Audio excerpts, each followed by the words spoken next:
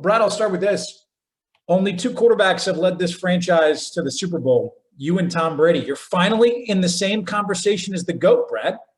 That's pretty good. That's pretty good. So I faced him two other times. One time I faced him on Monday Night Football, and he beat my brains in.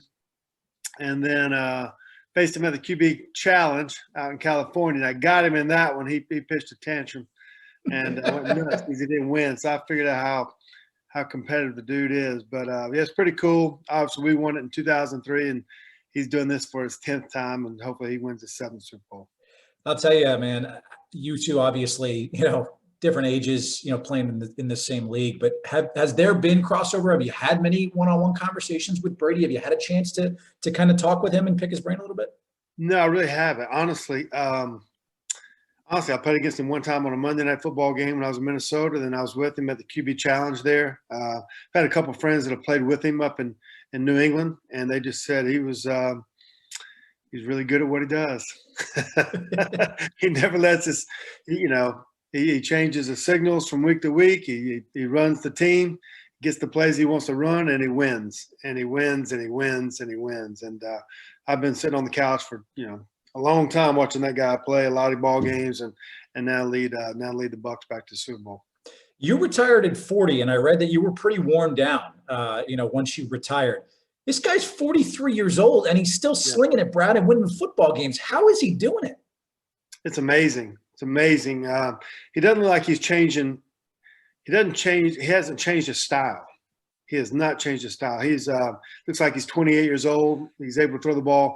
I don't think you ever lose your arm as much as what people think. I think what you lose when you get older. I was with Warren Moon. Warren Moon played, he's 43, 45 maybe himself. But what you lose in decline is your legs, the ability to move in the pocket, to be able to evade a rush and make plays like that. But he's sharp as a tack. He's kept his body in great shape. And, whatever the avocado ice cream he's eating and TB12 water is all working. So he's got a little formula for it. You ever tried avocado ice cream? I tried a few Diet Cokes. That's about it. I can't imagine. I can't imagine it's very appetizing. I'm more butter pecan ice cream than this shows. Yeah, I'm mint chocolate chip kind of guy, so I'm not as disciplined as Tom Brady. But you were on 10 playoff teams, Brad, in 17 years. I mean, this guy's made the Super Bowl in half the seasons he's been in the National Football League. How difficult is it? I mean, you played this position. You were pretty elite at it too. How difficult is it to be this good at the most difficult position in all of professional sports? Yeah, you got to be, number one, you got to be good yourself. You got to be a great decision maker. You got to be accurate with the ball. You got to be able to make plays in the clutch. And then you got to be on great teams with great coaches. And he has all the above. But you got to handle your own business first. And that's what he's done health-wise. That's what he does with his play. He gives his team a chance to win week in and week out. It's hard, and even injuries. He's only had 1 year where I think he had an ACL injury. He missed 12, 13 games. That was the Matt Castle year for the Patriots. Matt Castle. Yep, exactly. And so he's played just to not be injured, to not miss games, to be that consistent, and to win week in and week out, to win his division like he's won all those years in New England, and then get your team in the playoffs. It's hard to do that. And then play in bad weather, with just all the above, and then play with different players, different receivers, and learn their skill set too. So he's done it all. It's truly amazing. You got to be impressed with the guy on the other side of the field as well, heading into Super Bowl Sunday, Patrick Mahomes.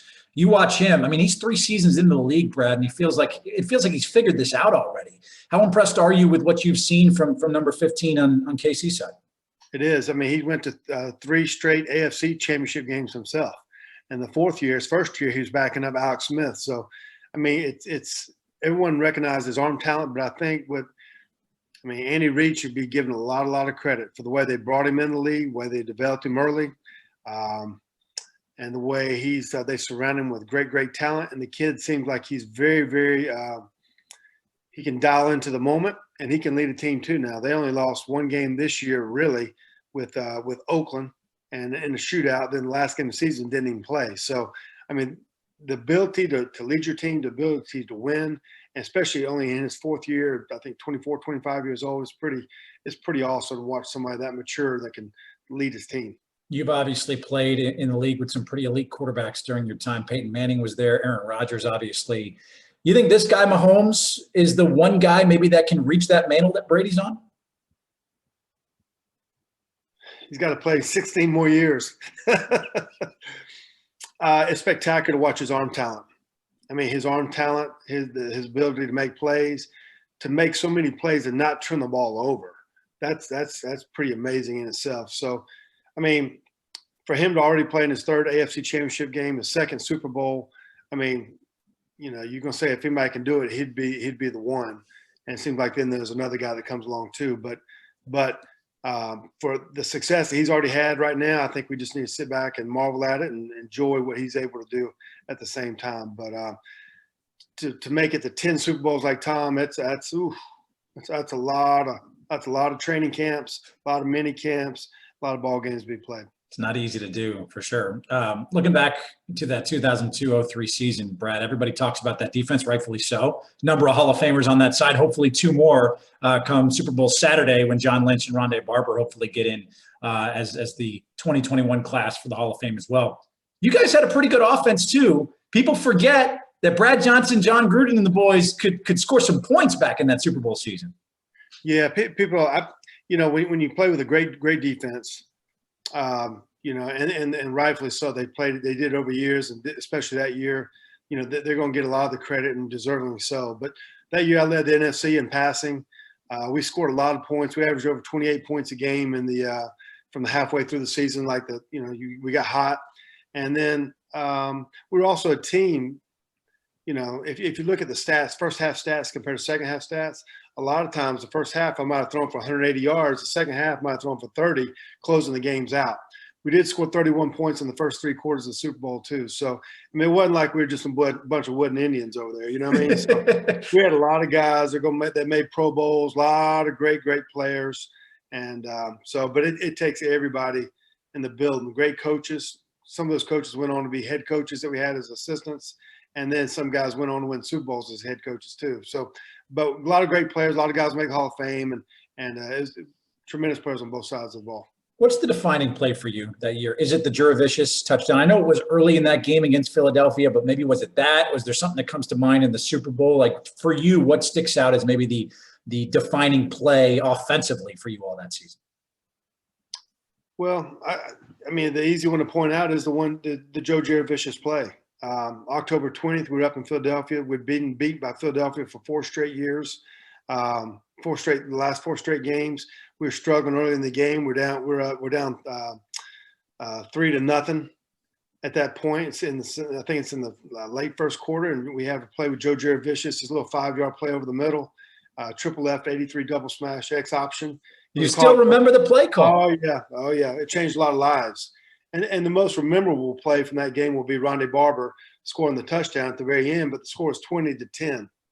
The game wasn't over. At that point, early in the game, we were having a hard time getting a first down. They had a great defense. It was cold. A lot of factors were in the play. But that play with Joe Jurevicius taking it down the sideline, scoring the next play, we took the lead, and then that propelled us on to what was to come. You hoisting that Lombardi trophy, how do you best describe what that feeling is and what these guys on Sunday might be able to experience, for the first time in their careers? I remember in 1987, Phil Simms and John Elway played in the Super Bowl.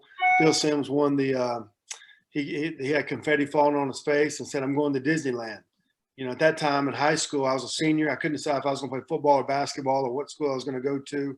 I chose football because I thought I might have had a pro career more than basketball. 16 years later, I was, had confetti falling on my face, holding my son Max in my arms, and my wife, 7.5 months pregnant, Nikki, with Jake, and we're saying we're going to Disneyland with John Gruden. So it was a special time for all of us to have gone through that, and those are memories I'll never forget. What do you think's going through their minds right now, Brad? Because you were in this situation preparing for arguably the biggest game in your life. Tom Brady's done this a few times before, but for those other guys that are getting ready for Super Bowl Sunday, what's their mindset right now? What do you think is going through, and the emotions they're in right now? It's been a weird year because of COVID, not having training camp, not having preseason games. being tested for COVID every day. Are we going to play this week? Or we're not going to play? Who's going to be eligible? And then to be 7-5 at one point in the season, and then to get hot and win these last 8 games in a row, I believe, 7 or 8 games, and then and now you're in the Super Bowl hosting it, in your own stadium. And but a lot of those guys right now, they probably just you probably want to rest up and get your energy and get ready and have just another work week.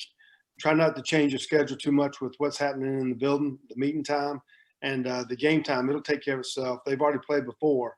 So the excitement is going to be there. I think right now is just to get your rest, get prepared, and then go have fun and accomplish the goal. There are definitely some butterflies, though, right? I mean, given we've dealt with COVID, there's not going to be as many fans in the stands. It's definitely going to be a different Super Bowl. Once they get between those hash marks, I mean, there still is definitely going to be some churning in the stomach, right, Brad, when you're getting ready for a game like this? There's no doubt. I mean, I remember the national anthem for us, Celine Dion, she was singing God Bless America, and the Dixie Chicks, they sang the national anthem. Those are the moments when you look back and you've been to all these parties your whole life, and then you're always watching some other team play and some other guy play. And for them, Tom and Gronk are the only 2 guys I believe that have played in the Super Bowl, but the rest of the time, it's their time, it's their moment now.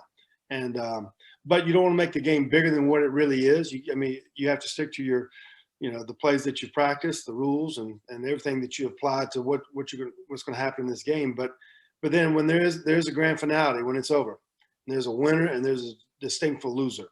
And it's a game when you win, you'll say it's one of the greatest days of your life. When you lose, you'll say, it's just another game. And it's not. It's not. And so there's, a lot of time in between now and then. So you just don't want to mess it up and do something stupid beforehand.